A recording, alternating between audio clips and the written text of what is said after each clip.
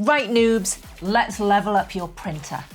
Today I'm going to take you through 7 prints that I think every U1 owner should fire to their device as quickly as possible. By the end, you'll have gone from person who just opened a box to person whose printer has its own self-made support ecosystem. I've been testing the Snapmaker U1 for several months now. 4 independent tool heads, Core XY running at 500mm a second. It's a brilliant printer at a price point that has disrupted the industry. As a tool changer, you're adding lots more complexity to the standard makeup of a 3D printer. So I didn't really want to test this. I wanted to test this.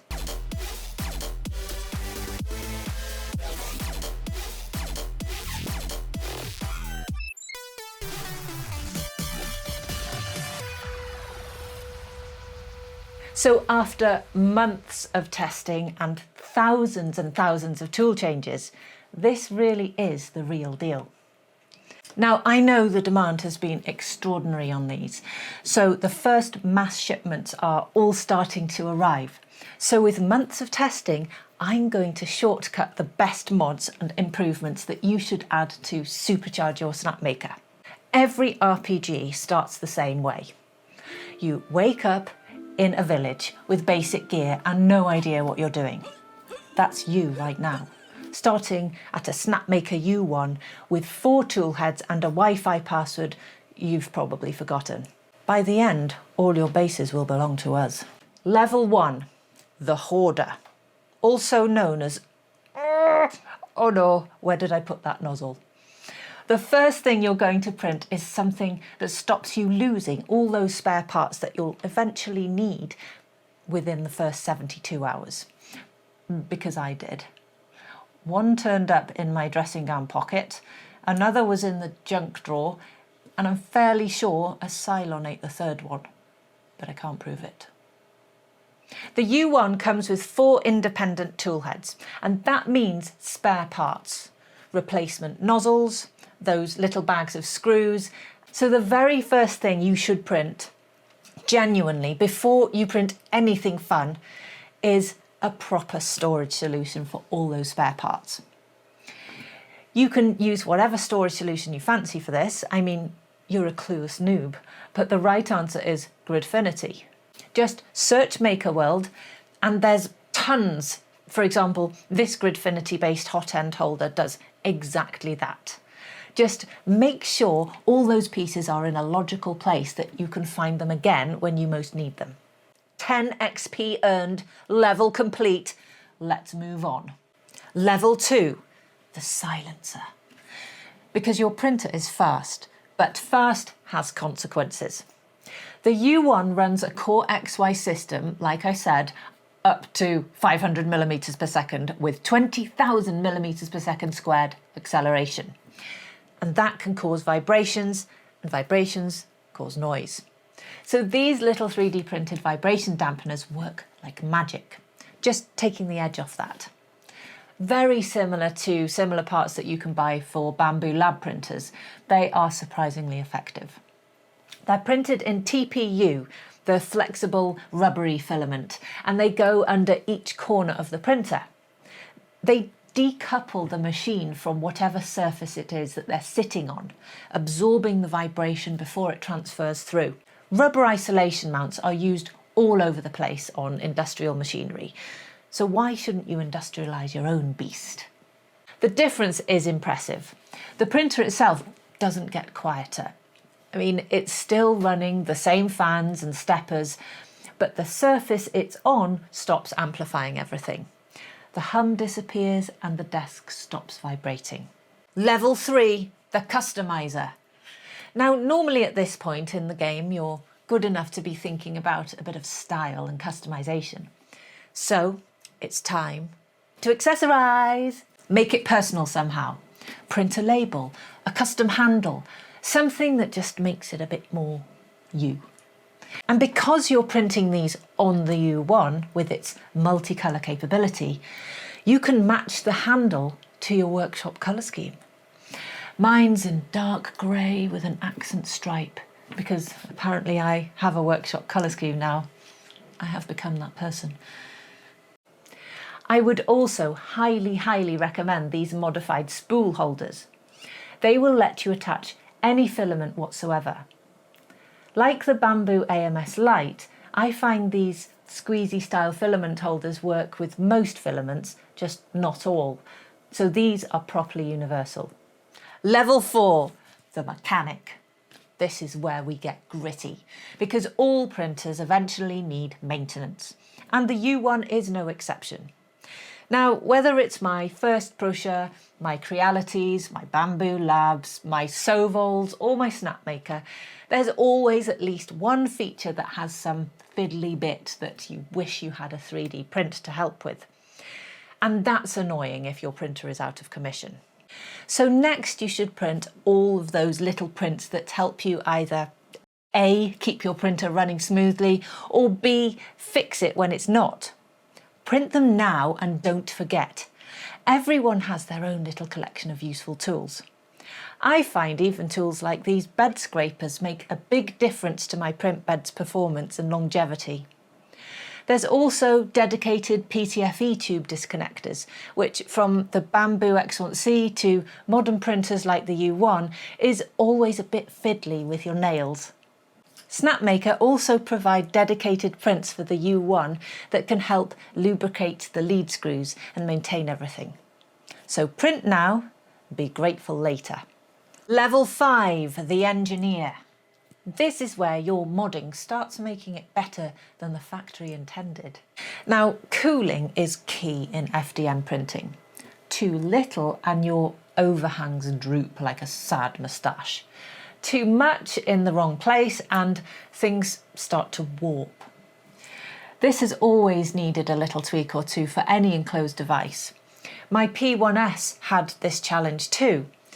It might be the extreme temperature changes that I get in winter overnight, but adding a fan deflector like this can really help avoid these issues by ensuring airflow doesn't flow directly on your part.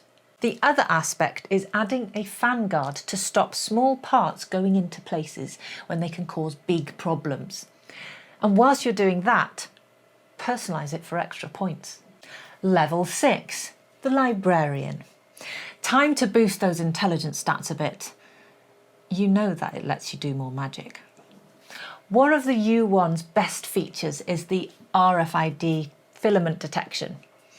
If you're using Snapmaker's own filaments, the printer already knows what's loaded. Colour, material, temperature profile, the lot.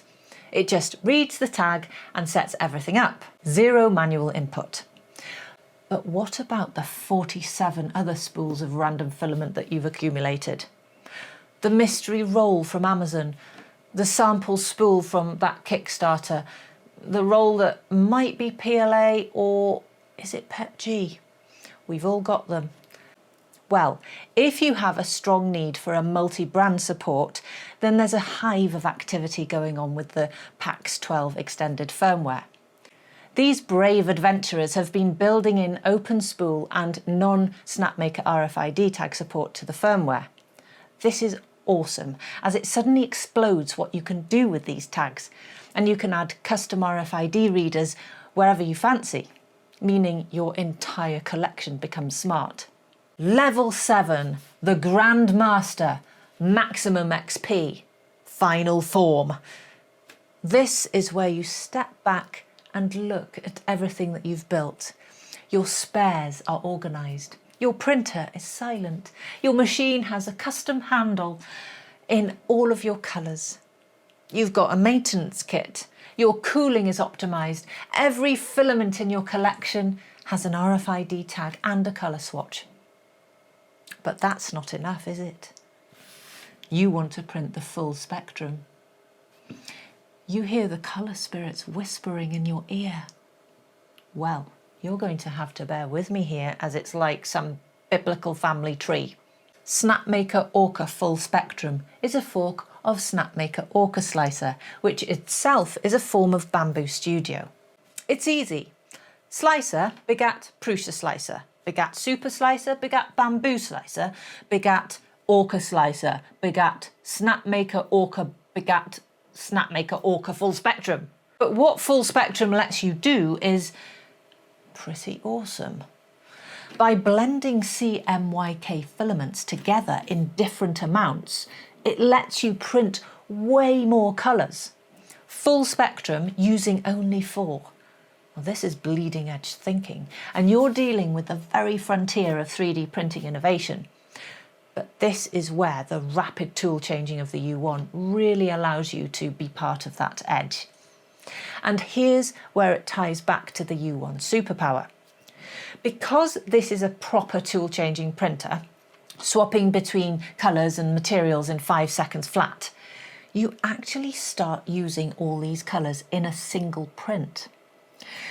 I've had AMSs for years and they are useful as occasional colour tools, but they're not really practical for casual colour use.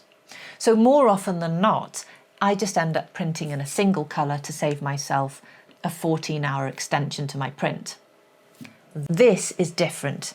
You start being able to think about the dark charcoal body and the warm grey accent on the shadow line and the copper for the accent stripe. And that's not printing, that's designing.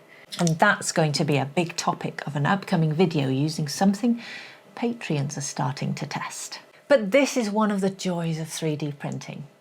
Every single one of these upgrades, the organiser, the vibration feet, the handle, the maintenance tools, the cooling mods, the RFID tags, every one of them was printed on the machine they're designed to improve. Is that not awesome? This printer manufactured its own upgrade path. It printed its own storage, its own tools, its own noise isolation, its own filament identification system. And that's the thing about 3D printers that still, after all this time, genuinely blows my mind.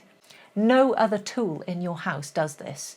Your drill doesn't make its own drill bits. Your sewing machine doesn't stitch its own presser feet. Your laser cutter doesn't cut its own jigs. Although you can print it with jigware.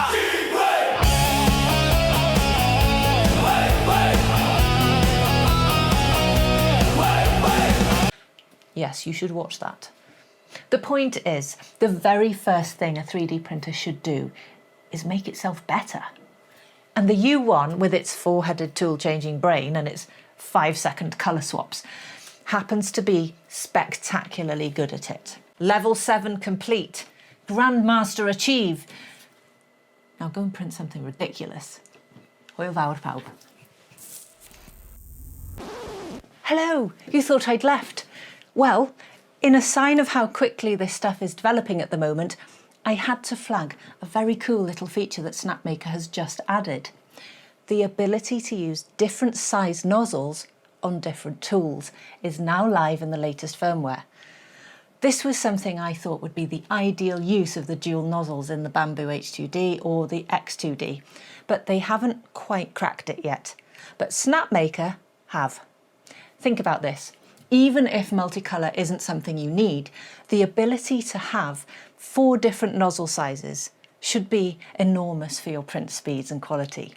Print the large chunks of your model in 0.6mm size and then print the detailed parts in 0.4mm and then the tiny details like text in 0.2mm.